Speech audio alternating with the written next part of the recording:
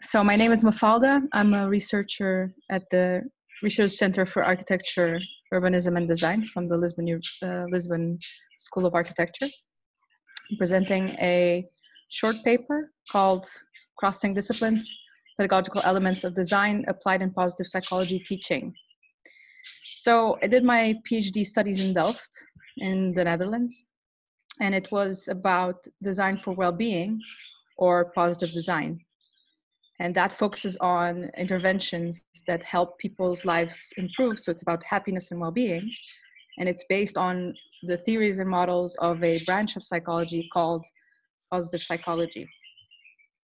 So this branch of psychology, unlike classical psychology, is focused on bringing people to a positive state rather than a neutral problem-free state.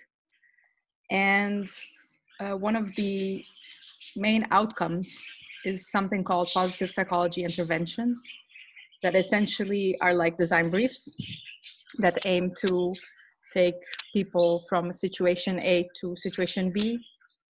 And when I came back to Portugal after several years involved with positive psychology and positive design, I was invited to teach applied positive psychology in a post-graduation study, and to psychology in a psychology post-graduation. And I thought it would be an interesting exercise to introduce some well-known design methods to help students develop their own positive psychology interventions. So, of course, design methods, they work well for design disciplines like architecture, design, etc., because designers think visually, and design is a process that is learned by doing. And what I propose here is that design uses a lot of methods from psychology, from the humanistic sciences, from social sciences. It's interesting to see whether these other fields can also find an impact in some methods that were developed in the design field. And since the goal of other domains of knowledge is also to create better situations and specific interventions for people, I selected a few methods that could help understand the user in a deeper way and help understand the context and help create these situated interventions. So in addition to these methods, these 6 canvases, we also introduced the studio format. So essentially, the students were working as designers in a studio in close connection to the teacher. So it wasn't really a lecture type of class. So the 6 canvases that were introduced, they were divided in 3 parts. The first to understand the user or the person, the second part to understand the context, and the third part to develop an intervention. And the first canvas is about having a general portrait of the person using the persona method, which is well established in marketing and consumer research fields and in design. And this method essentially identifies or makes the profile of a person representing a group for which we are working. Things that we included here are personality traits, capacities and tasks, context, and even quotations, imagined or not. So what we did in class was we asked students to either come up with a group that they were interested in designing for or working for, or just use themselves, because that way they could go through the whole process and still understand it and still understand its value, and then create a positive psychology intervention for themselves or for this group they're a part of. The second canvas was the empathy canvas based on the method of empathy mapping. And it's essentially a step further in understanding who we're working with. And it's divided into 7 fields. We ask who we are empathizing with. What does this person need to do to change their situation? What do they see, say, hear, and do in their context? And what do they feel and think? So what are their goals and motivations and so on? So, of course, I'm not going to go into detail into what everything says. I hope some of you, if not most of you, already are familiar with these methods.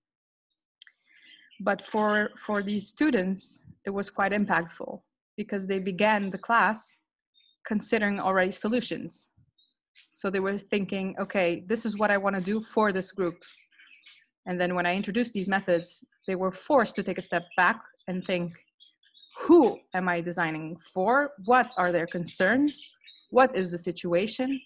And then the solutions were not necessarily what they anticipated, which was a very welcoming and interesting outcome. So the third canvas was the journey canvas, and it's based on the consumer experience mapping or journey mapping method.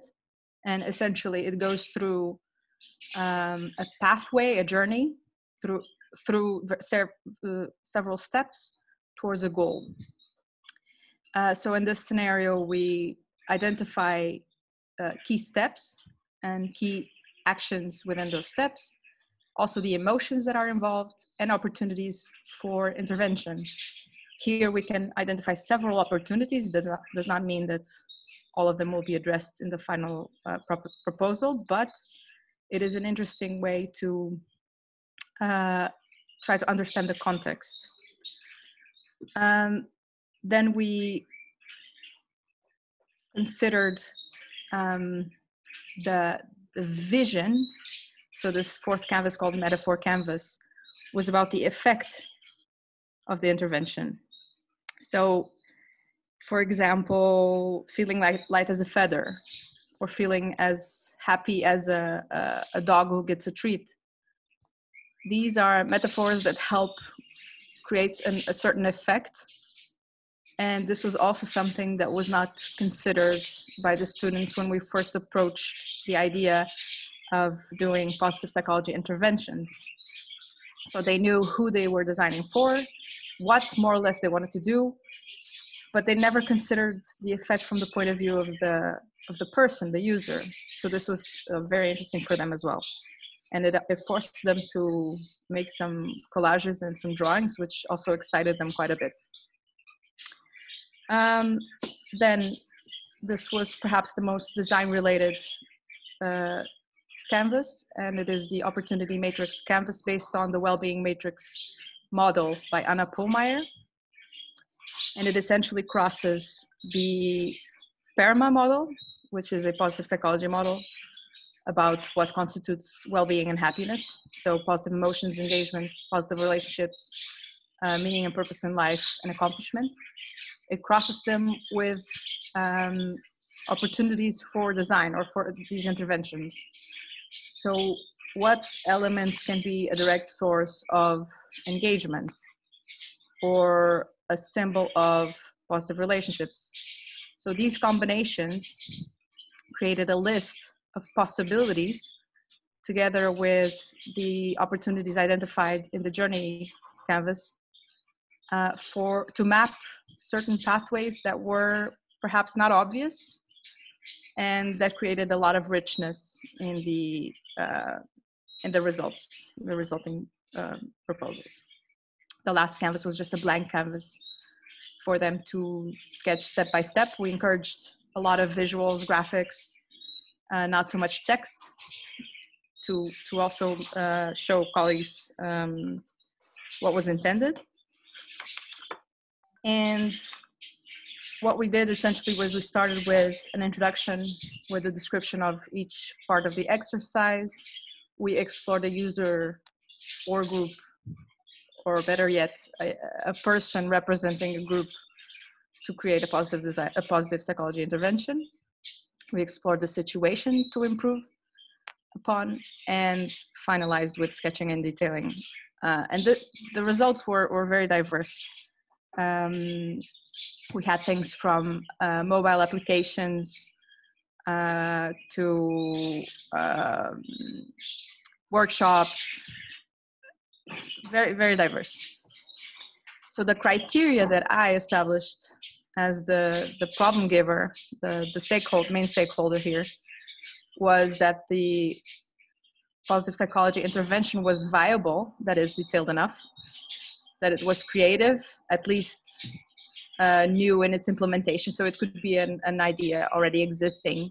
Like, for example, free hugs is an intervention that is very, very famous, that a guy stands with a poster in the middle of the street saying free hugs.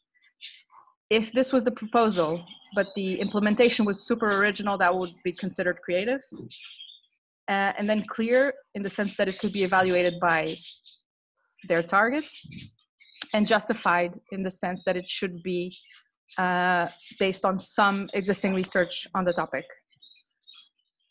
And the class had 24 students. They were all female. It's quite interesting how the audience for this kind of post-graduations is mostly female. And 21 students completed the exercise. And I have written a little bit about some of the a few selected cases in my short paper, which I invite you to look at. They were quite interesting and quite similar to design projects. So for instance, project number 2 was a team building project. The persona was an administrative staff, so non-faculty. And the issues within that persona group was rivalry and dislike for some colleagues. The goals were to make the environment more collaborative and to just generate well-being and success in the organization. And the solution was a mobile application that was connected to a workshop with several actions planned for several weeks, with the aim of mixing or forming groups, forming teams that were not working directly.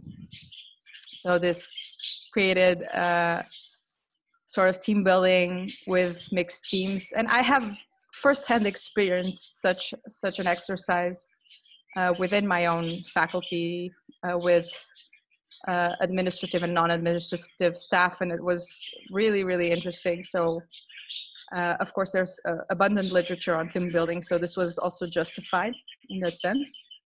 Another example is last one, project 5, the integration of problematic students. This was at high school level.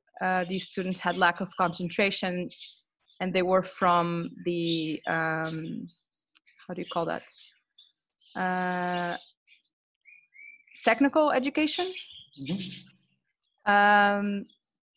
And these are students that are repeating year after year the same cycle or the same year, and they say, I need to do the jump, I need to begin my journey.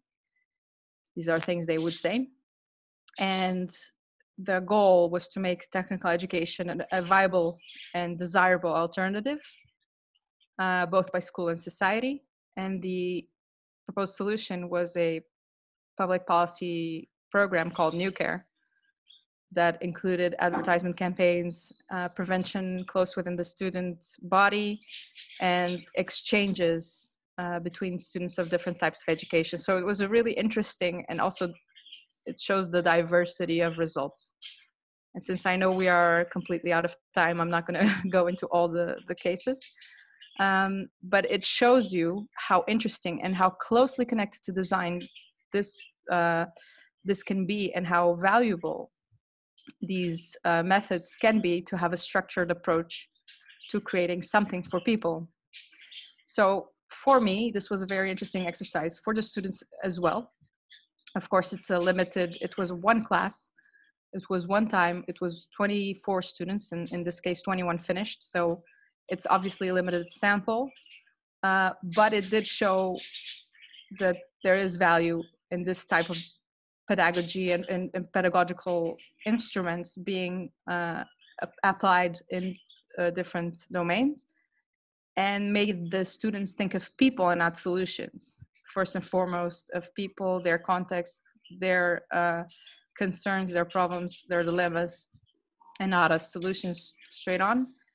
And it makes, it opens a window to consider whether an education through design approach might be something interesting to propose to study,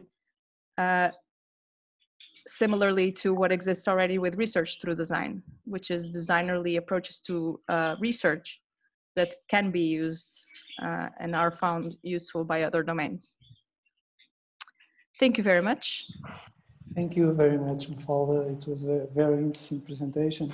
Really, the positive emotions can be built under a perspective of design work, and teamwork can create another value furthermore enhanced than only the project.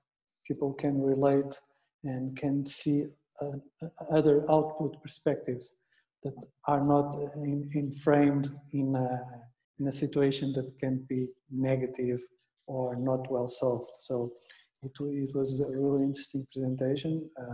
I look forward to read your article, me and probably everybody in the session also. And now, because of lack of time to